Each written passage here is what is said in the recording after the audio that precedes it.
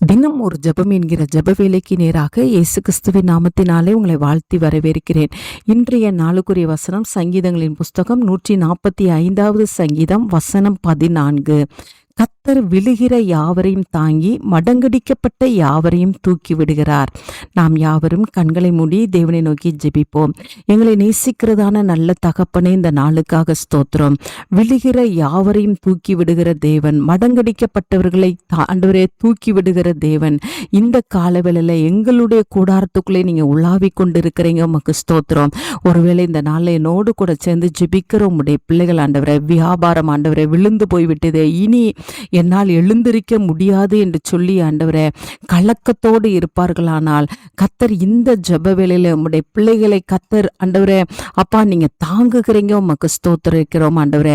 எந்த இடத்துல உம்முடைய பிள்ளைகள் விழுந்து போனார்களோ அதே இடத்துல உம்முடைய பிள்ளைகளை கர்த்தர் தூக்கி நிறுத்தும்படியாய் ஆண்டவரே கர்த்தர் இந்த ஜெப வேளையில நீங்க இறங்கி வந்து ஆண்டவரே உம்முடைய பிள்ளைகளை கர்த்தர் கரம் பிடித்து தூக்கி விடும்படியாய் நாங்கள் பாரத்தோடு நாங்கள் ஜெபிக்கிறோம் சுவாமி.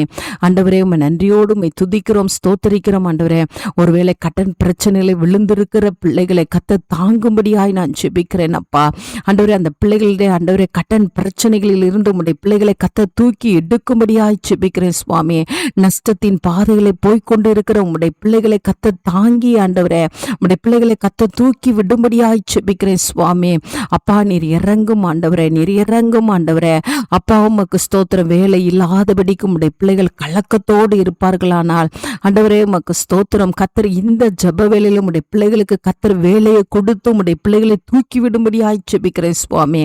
ஒருவேளை பாவத்திலே விழுந்த தங்களுடைய பிள்ளைகளை குறித்து ஆண்டவரே எந்த பெற்றோராது கவலையோடு இருப்பார்களானால் அப்பா உமக்கு ஸ்தோத்திரம் ஆண்டவரே. அந்த பிள்ளைகளை கர்த்தர் தூக்கி எடுத்து ஆண்டவரே அந்த பிள்ளைகளை கர்த்தர் பரிசுத்தத்திலும் கர்த்தருக்கு பயப்படுற பயத்திலே நீங்க நிலைநிறுத்தும்படியாய் ஜெபிக்கிறேன் சுவாமி. ஆண்டவரே உம்மை நன்றியோடு உம்மை ஸ்தோத்தரிக்கிறேன் அப்பா.